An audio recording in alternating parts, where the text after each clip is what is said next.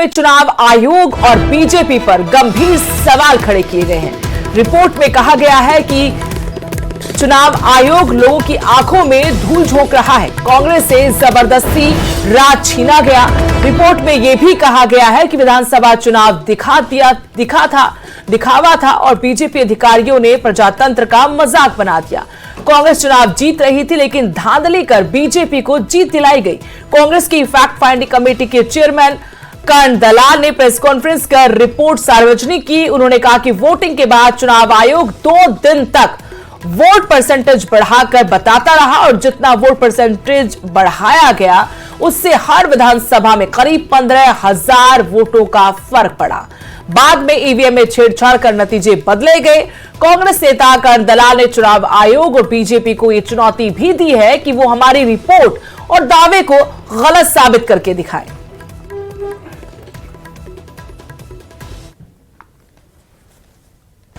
पांच तारीख को इलेक्शन कमीशन का फिगर 7 बजे तक आता है 61.19% और टोटल वोट दिखाता है 1,24,54,827।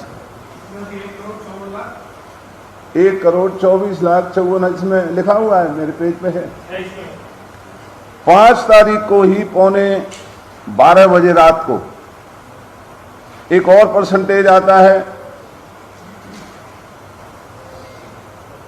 65.65%।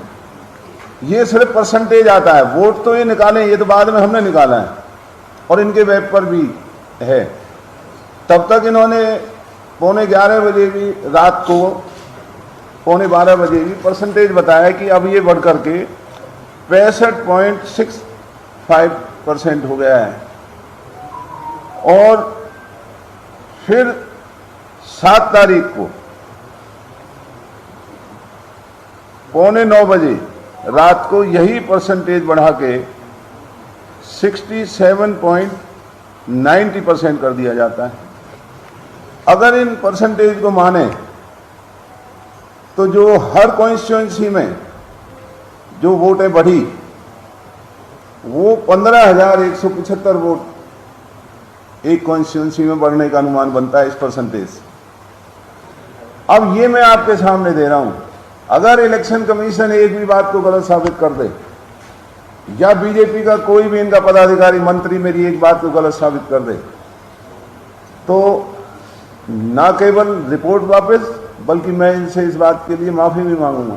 लेकिन एक बात को ये मेरी को झूठी नहीं कर सकते, जो कि ये साबित करती है कि ये चुनाव नहीं धांधली था और बीजेपी ने मशीनों को चला करके, अधिकारियों का मिसयूज करके, पुलिस ने जितना नंगा होकर के इस चुनाव में लोगों पर डर बनाया, बीजेपी के कैंडिडेट का पैसा बंटवाना, उनकी दारू बंटवानी, उनका हर वक्त भय बनाना, झूठे मुकदमे दर्ज करना जिससे लोगों का टेंशन डाइवर्ट हो और ये अपने मशीनों के खेल में लगे रहें।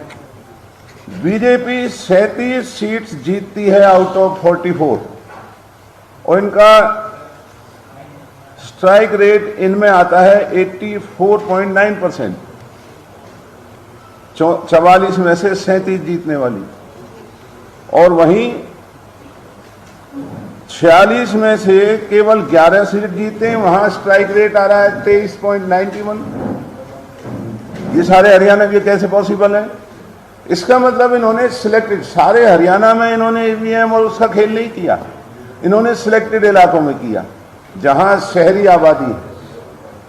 गांवों की कॉन्स्टिट्यूएंसीज में पता होता है गांव के लोगों को, इसलिए वहां इन्होंने छेड़खानी ज्यादा नहीं की।